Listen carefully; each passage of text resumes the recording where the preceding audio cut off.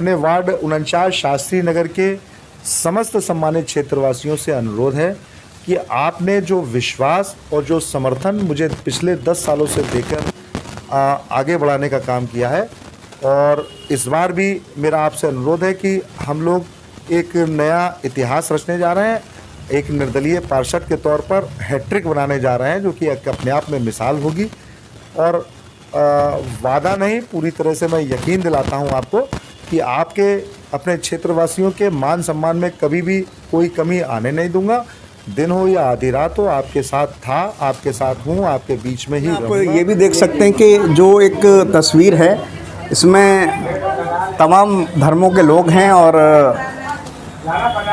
लगातार जो है ख़ासतौर से स्पोर्ट एक्टिविटी में भी लगातार उनकी भागीदारी नज़र आती है। सम्मान समारोह की भी बहुत सारी तस्वीरें हैं। और हमारा जब मुल्क आज़ाद होता है तो जाहिर है कि हर जगह जो है हमारे मुल्क का जो परचम है, तिरंगा झंडा है, तो झंडा रोहण की भी तस्वीरें नज़र आती हैं। तो जाहिर है कि हर चीज़ को उन्होंने एक गुलदस्ते की तरह सजाया है। और यही वजह है कि वो लगातार 2 बार पार्षद रहे हैं और तीसरी मर्तबा फिर से जनता के बीच अपनी बात लेकर पहुंच रहे हैं। उनका निशान जीप है। ये एक चुनाव के जीतने के बाद की तस्वीर है।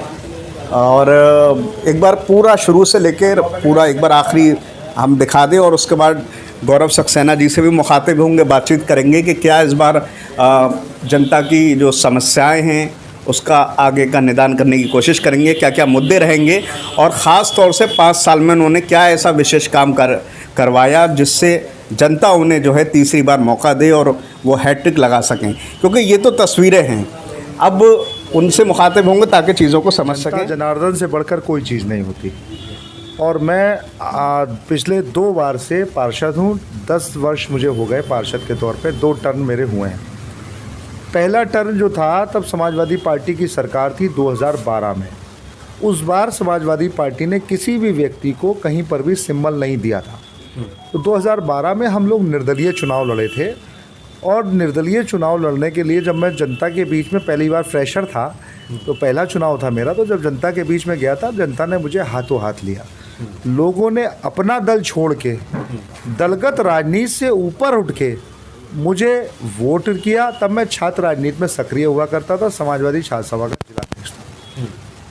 सब लोगों ने दलगत राजनीति से ऊपर उठ के मुझे निर्दलीय चुनाव जिताया। बुजुर्ग, माताओं, बहनों, नौजवान साथियों, सभी का मुझे समर्थन प्राप्त हुआ, आशीर्वाद मिला।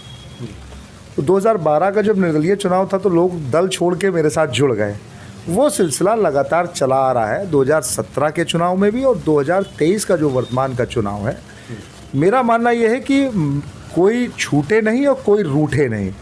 कोई भी व्यक्ति जो हमसे 2012 में जुड़ गया, हो सकता है कि उसकी पार्टी दूसरी हो सकता है उसकी विचारधारा दूसरी हो, लेकिन चूंकि ये वार्ड का चुनाव होता है, लोकल मुद्दों का चुनाव होता है, व्यक्तिगत चुनाव होता है, ये व्यक्तिगत संबंधों के आधार पर वोट देने का चुनाव है। तो जो लोग मुझसे जुड़ गए हैं वो मुझसे छूटे नहीं, अलग ना हो। वो आज भी मेरे साथ जो है बदस्तूर जारी हैं, उनका समर्थन है मेरे को। और मैं पहले भी बता चुका हूँ कि यहाँ पर वार्ड की जनता चुनाव लड़ती है, गौरव सक्सेना चुनाव नहीं लड़ता। गौरव सक्सेना एक दल का व्यक्ति हो सकता है, लेकिन जो चुनाव वार्ड के पार्षद का होता है वो यहाँ की जनता चुनाव लड़ती है, और जनता चुनाव लड़के जीतती है। यहाँ पर कोई एक व्यक्ति चुनाव नहीं जीतता। पूरे 80 वार्डों में कहीं पर कोई पार्टी जीतती होगी, कहीं पर कोई पार्टी जीतती होगी, कहीं पर कोई व्यक्ति जीतता होगा, लेकिन मेरा दावा है कि वार्ड 49 शास्त्री नगर में कोई व्यक्ति नहीं, यहाँ पर क्षेत्र की जनता चुनाव लड़ती है, वही चुनाव जीतती है, वही जिताती है।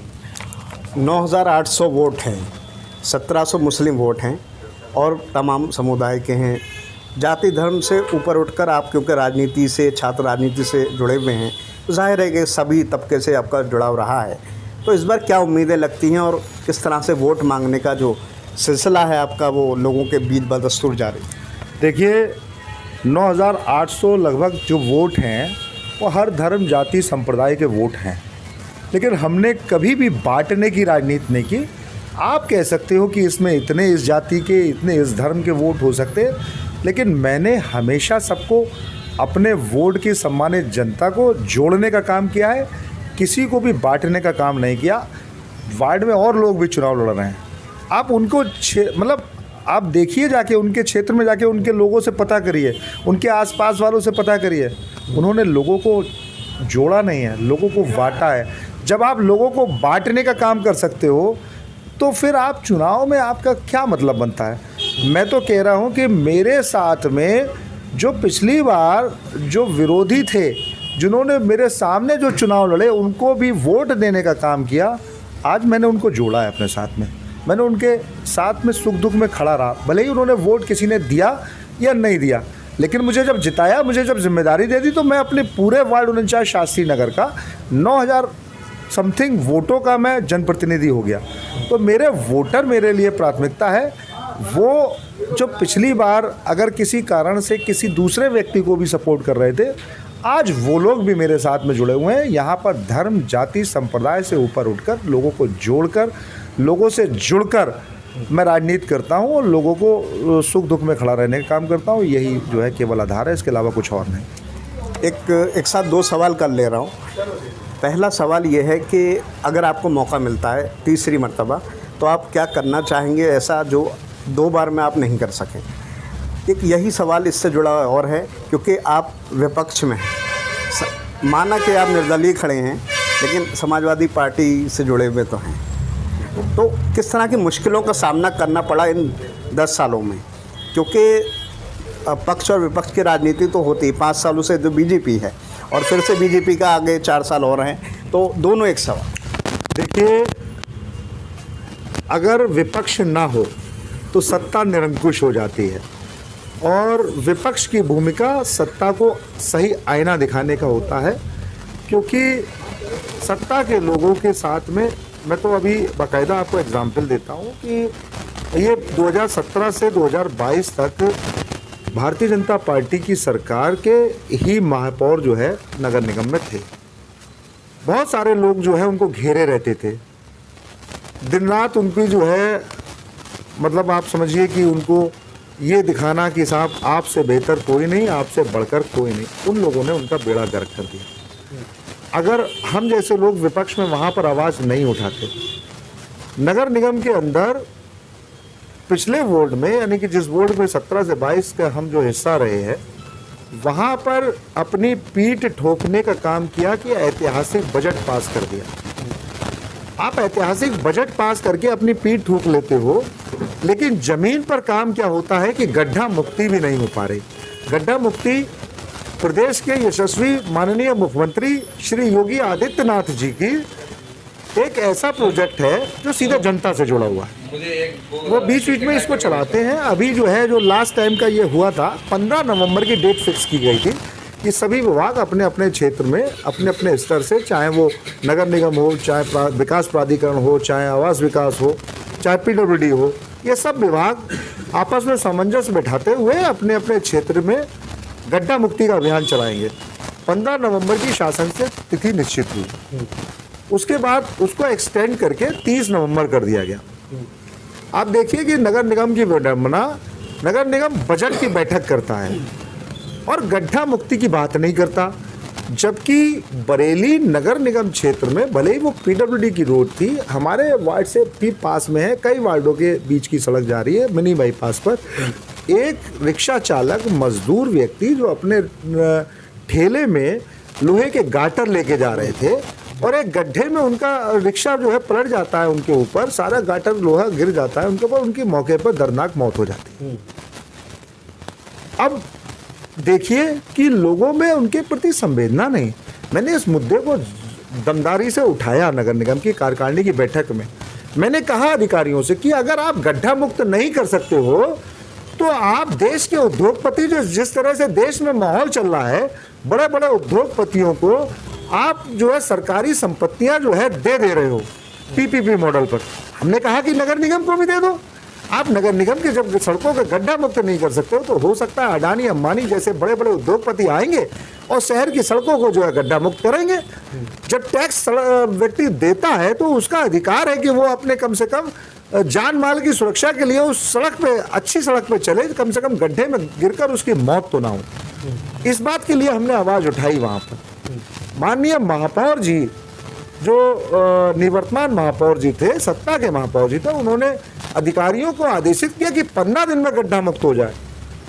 और विडंबना देखिए कि 30 नवंबर का समय पूरा हो गया, उसमें मात्र नगर निगम टेंडर कर पाया, टेंडर खोल भी नहीं पाया। शासन से एक जो है अधिकारी आए थे इसकी जो है समीक्षा करने के लिए, उनको केवल खाना पूर्ति करके कागजी कार्रवाई करके दिखा के भेज दिया गया। और आज की तारीख में आज हम लोग यहाँ पर 5 मई हो गई, 4 मई हो गई और आज तक गड्ढा मुक्त नहीं हुआ।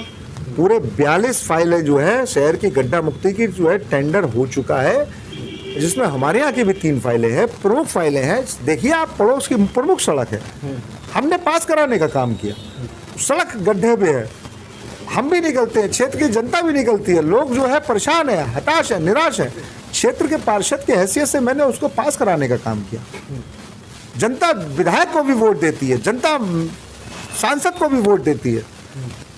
जनता ने भाई यहाँ पे देखिए डबल इंजन की सरकार है, मेयर, विधायक, सांसद सब, लेकिन गड्ढा मुक्ति की किसी को सुन नहीं है। हमने धरना दिया, बकायदा बजट की बैठक का बहिष्कार करके वहाँ पर धरना दिया कि गड्ढा मुक्ति पहले होना चाहिए। लेकिन विडंबना देखिए, नगर निगम में बजट का अभाव है, वित्तीय संकट से गुजर रहा है नगर निगम, कहीं शासन से पैसा प्राप्त नहीं हो रहा है। स्थिति ये कि एक पुलिया बनाने के लिए उनके पास पैसा नहीं है। हम ठेकेदार से बात करते हैं, जिसको टेंडर हुआ, ठेकेदार ने हमारे जिसको ये जो गड्ढा मुक्ति की ये फाइलें हुई हैं, चाहे वो शास्त्री नगर रोड की मेन गेट से आप देखोगे या शास्त्री नगर पीछे वाले हिस्से से देखोगे जहाँ पर जल भराव हो जाता है, ये सारे टेंडर जो है हमारे 3 टेंडर एक ठेकेदार को मिले। उससे जब हमने कहा तो वो कहते हैं कि भाई साहब पुराना मेरा लगभग 4 करोड़ का बकाया है नगर निगम पे, ये और मैं अपने पास से पूंजी लगा के मैं कहाँ गड्ढे में चला जाऊँ, तो उसको पैसा नहीं दे रहा है। एक ठेकेदार काम करने आया नगर निगम का, सड़क बनाने के लिए आया, नाली बनाने के लिए आया, उसने लोगों के घरों के रैंप तोड़ दिए। रैंप तोड़ने के बाद जब जो है बनाने की बारी आई, केवल नाली का सुधार करके, और आज 6 महीने होने जा रहे हैं, सड़क नहीं बना रहा। जब उससे बात करते हैं तो कहता है कि नगर निगम पेमेंट पुराना नहीं दे रहा, तो हम काम कैसे करें। अब इसकी जिम्मेदारी किसकी होगी? क्या पार्षद की है? क्या नगर निगम वित्तीय संकट से ये जूझ रहा है तो ये पार्षद की जिम्मेदारी, ये पार्षद की तो नहीं बनती। यहाँ के विधायक, सांसद जो लखनऊ और दिल्ली में बैठते हैं, जो डबल इंजन की सरकार की बात करते हैं, तो शासन से पैसा कौन लाएगा? शासन से पैसा ये लोग लेके आएंगे।